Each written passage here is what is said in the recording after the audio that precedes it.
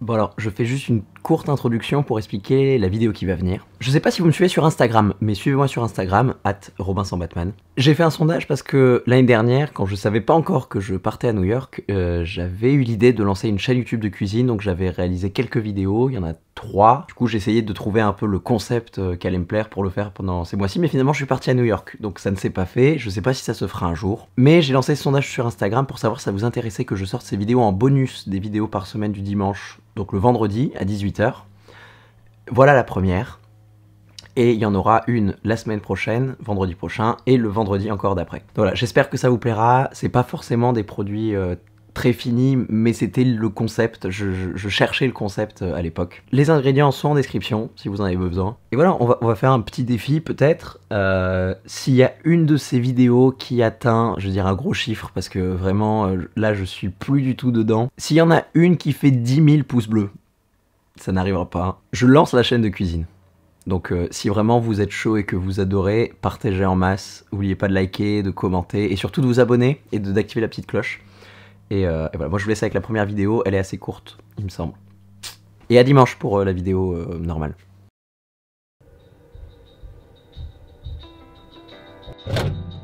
Je crois que les pâtes carbonara, c'est un des plats les plus populaires et les plus faciles à faire pour les étudiants. Et évidemment, je parle des fausses carbonara avec de la crème fraîche. C'est simple, c'est facile, c'est délicieux et j'ai une technique pour les rendre 1000 fois meilleurs. C'est parti.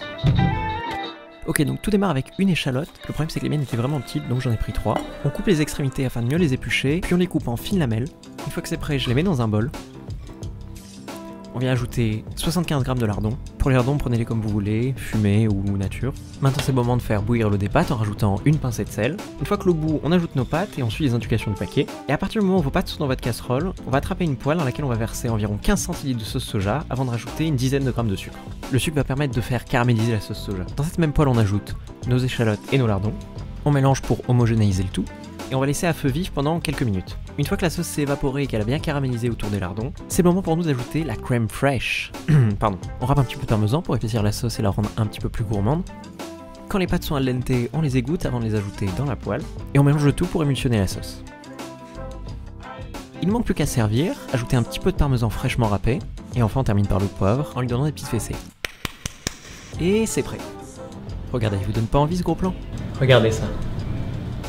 Vous voyez cette couleur un peu brune, un peu caramélisée? C'est exactement ce qu'on cherche. C'est parfait. Le sel est déjà apporté par le soja et le parmesan, donc pas besoin de saler. Il faut juste rajouter un peu de poivre. Les lardons et les échalotes ont caramélisé dans la sauce soja avec le sucre.